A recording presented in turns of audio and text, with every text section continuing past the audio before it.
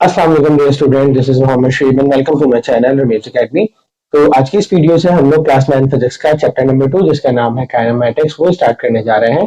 Total हमारा ये chapter जो है हमारा तकरीबन 13 टॉपिक्स के ऊपर 13 लेक्चर्स के ऊपर कंसिस्ट करेगा, जिसमें हम मुख्तलिफ किस्म की टर्मिनोलॉजी जो है वो इस्तेमाल करेंगे, जिसमें डिस्प्लेसमेंट, वेलोसिटी, एक्सेलरेशन जो कि काइनेमैटिक्स की बेसिक होती है वो स्टडी करेंगे। ठीक है, तो स्टार्ट करते हैं। सबसे पहला हमारा लेक्चर है कि मैकेनिक्स क्या होता है, मैकेनिक्स के बाद काइनेमैटिक्स क्या होता है। ठीक है, तो टोटल जो है वो इंट्रोडक्टिव वीडियो है हमारी है, जिसमें हम काइनेमैटिक्स बेसिकली काइनेमैटिक्स सीखेंगे, काइनेमैटिक्स क्या होता है। ठीक है, तो जरा फ्लैशबैक में जाते हैं हम लोग। तो आपने चैप्टर नंबर 1 में फिजिक्स के ही क्लास 9 के फिजिक्स के ही चैप्टर नंबर 1 में एक टॉपिक पढ़ा था जिसका नाम था ब्रांचेस ऑफ फिजिक्स।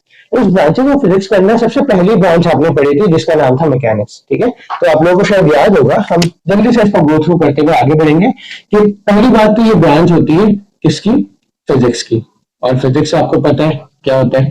ठीक है, अगर नहीं पता है तो आप लोग जल्दी से जो है वो मेरी video physics bye Ramesh academy search करेंगे तो आपके पास आ जाएगी। ठीक है, अच्छा, mechanics the branch of physics. सबसे पहली बात, फिजिक्स की एक ब्रांच है जिसके अंदर हम डील करते हैं, that deals with the relationship. एक रिलेशनशिप के बारे में हम इसमें डील करते हैं। और वो रिलेशनशिप है क्या, किन चीजों के दरमियान है, बिटवीन फोर्स। ठीक है, पहली चीज। सेकेंड, मैटर, दूसरी चीज, and motion among the physical objects. यानी कि जो फिजिकल ऑब्जेक्ट्स होते हैं, फिजिकल ऑब्जेक्ट्स क्या होते हैं, जैसे ये मार्कर है, जैसे कार है, मोटर बाइक है, ट्रेन है, एक्सेट्रा। बहुत सारे फिजिकल ऑब्जेक्ट, मतलब सारे फिजिकल ऑब्जेक्ट हैं जो हम जिनको छू सकते हैं, देख सकते हैं। ठीक है, वो फिजिकल ऑब्जेक्ट्स हैं। इवन हम लोग खुद भी क्या है, फिजिकल ऑब्जेक्ट्स हैं। तो फिजिकल ऑब्जेक्ट्स के अंदर जब फोर्स, मैटर और मोशन, इनके दरमियान जो रिलेशनशिप बिल्डअप होता है उसको हम मैकेनिक्स कहते हैं। लेट्स सपोज हम एग्जांपल लेते हैं, मेरे पास एक कार है। ठीक है, ये कार किसी खास पॉइंट से ए पॉइंट से बी तक का डिस्टेंस कवर करती है। ठीक है, डिस्टेंस, डिस्प्लेसमेंट, वॉट। तो ये डिस्टेंस डिस्प्लेसमेंट कवर करती है, मतलब एक पॉइंट से दूसरी पॉइंट तक क्या करती है, ट्रैवल करती है। तो इस दौरान इसने क्या परफॉर्म किया, इसने मोशन परफॉर्म किया। क्या किया, मोशन परफॉर्म किया। ठीक है, दूसरी बात, ये इटसेल्फ क्या है, एक फिजिकल ऑब्जेक्ट तो है, लेकिन फिजिकल ऑब्जेक्ट के साथ साथ ये है क्या, ये एक मैटर है। क्या है, एक मैटर है। मैटर किसे कहते हैं, anything which occupies space and has some volume। तो ये itself क्या है, मैटर है। अब तीसरी चीज रह गई, एक देखिए मैटर भी हो गया, मोशन भी हो गया। तीसरी चीज है हमारे पास के फोर्स। तो जाहिर है कोई ना कोई फोर्स तो है ना जो इसको क्या कर रही है, ट्रैवल करवा रही है। तो ये फोर्स चाहे वो जाहिरी हो चाहे वो छुपी हुई हो, ठीक है, हम इसके ऊपर नहीं जा रहे, बस फोर्स है जिसको ट्रैवल करवा रही है। तो इन तीनों के दरमियान जो रिलेशनशिप बिल्डअप हो रहा है आपके सामने, ठीक है, इसको अगर हमें स्टडी करना है तो हम बात करेंगे कि हम मैकेनिक्स स्टडी कर रहे हैं। ठीक है, अब ये तो हो गई मैकेनिक्स।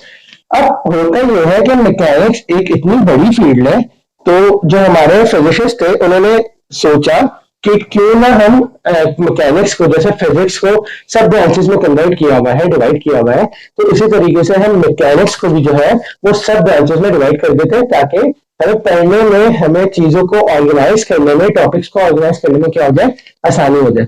तो इसलिए क्या किया कि इसको 3 हिस्सों में डिवाइड किया गया। ठीक है,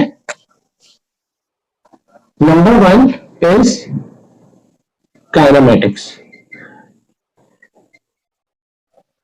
number 2 is dynamics, and number 3 is statics।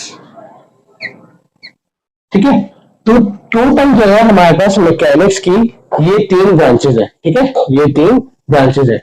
Number first kinematics, dynamics and statics. अब ये होती क्या है, हम इसी की एग्जांपल लेते हुए हम काइनेमैटिक्स और डायनामिक्स को समझेंगे। लेकिन स्टैटिक्स जो है वो आउट ऑफ सिलेबस है हमारा, अभी हमें स्टडी नहीं करना, लेकिन हम सिर्फ इसका इंट्रोडक्शन देंगे कि स्टैटिक्स क्या होती है। आज की इस वीडियो में हम बात करेंगे कि काइनेमैटिक्स और डायनामिक्स क्या होती है। तो देखो, ये एक मोटर कार थी, ठीक है, इसके ऊपर फोर्स लगी, इसने एक पॉइंट से दूसरे पॉइंट तक डिस्टेंस कवर किया।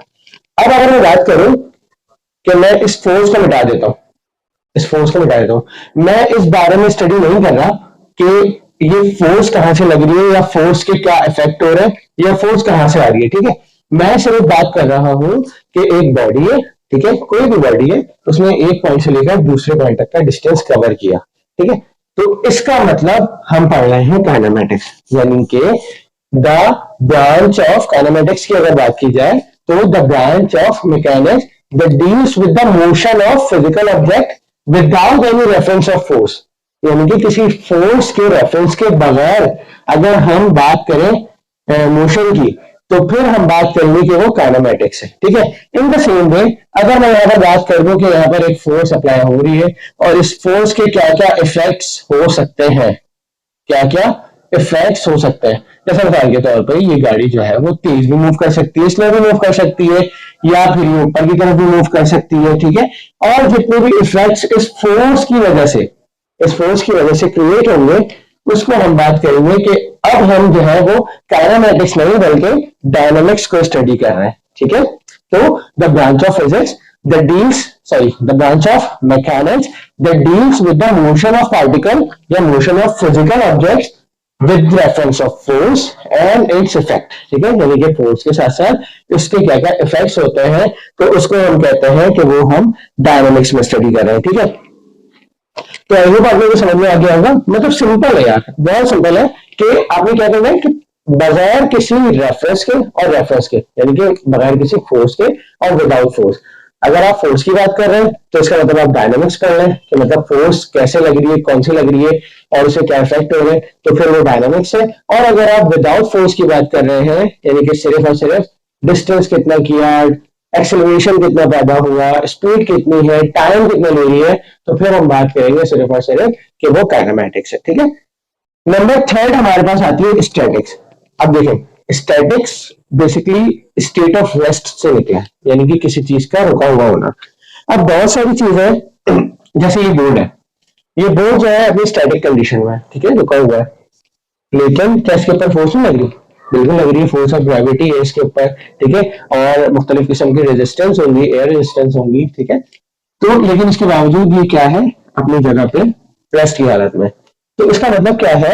इसका मतलब ये है कि इसके ऊपर लगने वाली तमाम फोर्सेस का जो सम है, तमाम फोर्सेस का जो सम है वो जीरो के बराबर है। That's why all the forces cancel out each other, therefore they remains in static condition, ठीक है। तो स्टैटिक मैकेनिक्स क्या होती है, जिसके अंदर हम लोग मुख्तलिफ किस्म की फोर्सेस के बारे में पढ़ते हैं और उनका जो वेक्टर सम होता है वो जीरो होता है, और कौन कौन से ऑब्जेक्ट्स होते हैं, उनके क्या क्या इफेक्ट्स होते हैं, अगर हमें उसे स्टडी करना है तो हम बात करेंगे कि वो स्टैटिक्स है, ठीक है। तो ये होता है ब्रांचेस ऑफ मैकेनिक्स, ठीक है। अच्छा, अब हम आगे चलते हैं, तो आगे हम बात करते हैं कि जब हम काइनेमेटिक्स की बात कर रहे हैं तो हमें क्या क्या चीजें पढ़नी है। तो सबसे पहले चार टॉपिक है हमारे पास, ठीक है, जो मोस्ट इंपॉर्टेंट है। फर्स्ट है आपके पास डिस्टेंस या फिर डिस्प्लेसमेंट, सेकंड स्पीड या फिर वेलोसिटी, ठीक है। Number third is acceleration and number fourth is time. तो ये चार टॉपिक कहीं पर भी मौजूद होंगे आपके, जिसके बारे में आप स्टडी कर रहे होंगे, दिस इज कॉल्ड काइनेमेटिक्स, ठीक है। तो आई होप आप लोगों को जो है वो काइनेमेटिक्स के बारे में समझ आ गया होगा। कोशिश कीजिएगा कि इन चीजों को, इन कॉन्सेप्ट को समझे, ये आगे बहुत ज्यादा इस्तेमाल होने वाले टॉपिक्स हैं, ठीक है। तो अगर आपने अभी से जो है वो अपनी जो बेसिक है वो क्लियर कर ली, तो आप लोगों को आगे जाके प्रॉब्लम नहीं होगी। इंशाल्लाह नेक्स्ट वीडियो के अंदर हम लोग रेस्ट एंड मोशन के बारे में स्टडी करेंगे और उनके कॉन्सेप्ट समझेंगे कि दे आर रिलेटिव टर्म्स और नॉट, और अगर है तो फिर कैसे है, ठीक है। तब तक अपना बहुत सारा ख्याल रखिए।